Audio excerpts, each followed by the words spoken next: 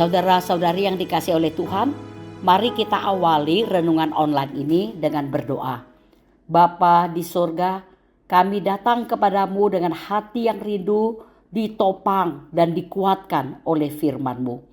Ketika kami merasa lemah, ajarlah kami untuk berseru kepadamu dalam doa. Saat kami membaca dan merenungkan firman-Mu hari ini, bukalah hati kami agar kami menemukan harapan dalam Engkau. Dalam nama Tuhan Yesus kami berdoa. Amin. Saudara-saudari yang dikasihi oleh Tuhan, renungan online hari ini diambil dari Yunus pasal 2 ayat pertama yang berbunyi demikian. Berdoalah Yunus kepada Tuhan Allahnya dari dalam perut ikan itu. Saudara-saudari yang dikasihi oleh Tuhan, pernahkah kita merasa seperti ditelan oleh kehidupan? Masalah datang bertubi-tubi dan kita merasa terjebak dalam kegelapan yang seolah tak berujung. Mungkin itu adalah pergumulan dengan rasa bersalah, kekhawatiran, kesedihan, atau kehilangan. Dan dalam saat-saat seperti itu, harapan kita bisa saja mulai memudar. Saudara-saudara, Yunus tahu persis perasaan itu.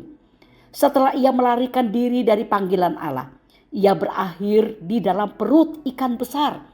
Tempat yang gelap, sempit, dan tidak ada jalan keluar secara manusiawi. Tetapi di sanalah titik balik terjadi pada Yunus. Yunus pasal 2 ayat pertama berkata, berdoalah Yunus kepada Tuhan Allahnya dari dalam perut ikan itu. Ya, ketika segalanya gelap, maka berdoalah Yunus.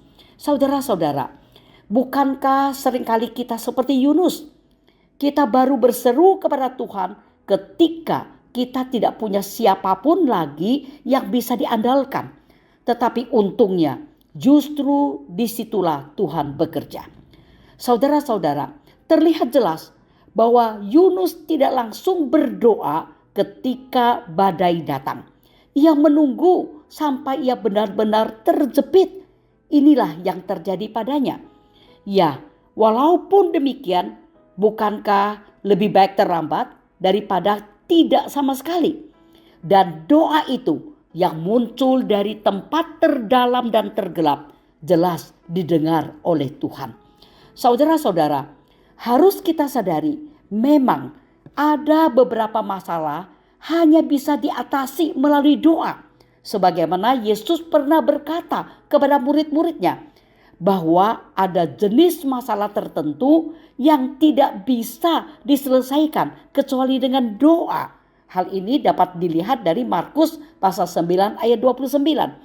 Saudara-saudara, dalam hidup ini bisa ada pergumulan yang terlalu dalam, luka yang terlalu berat, dan dosa yang terlalu kuat.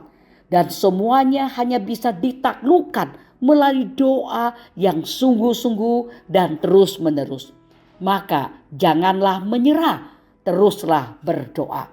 Dan doa bukan sekedar alat untuk mendapatkan jawaban, melainkan jalan untuk mengenal dan mempercayai Allah lebih dalam lagi. Saudara-saudara, Tuhan tidak menjawab doa Yunus seketika, tetapi ia membentuk Yunus melalui waktu yang ia habiskan dalam perut ikan. Ya, mungkin doa-doa kita belum dijawab hari ini. Tetapi ini bukan karena Tuhan tidak peduli. Namun bisa terjadi ia sedang membangun iman kita. Saudara-saudara, jika hari ini kita merasa berada di perut ikan, terjebak dalam situasi yang gelap dan sempit, janganlah diam, berdoalah. Mungkin jawaban belum datang, tetapi hadiratnya akan menguatkan kita.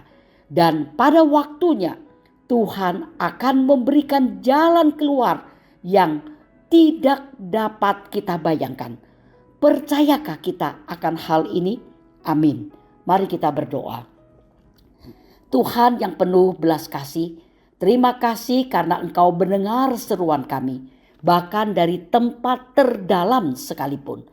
Ajari kami untuk berdoa, bukan hanya saat semuanya berjalan baik, tapi terlebih saat kami merasa tertelan oleh kehidupan. Bangunkan iman kami melalui doa yang terus berseru kepadamu. Dalam nama Yesus, satu-satunya pengharapan kami berdoa. Amin.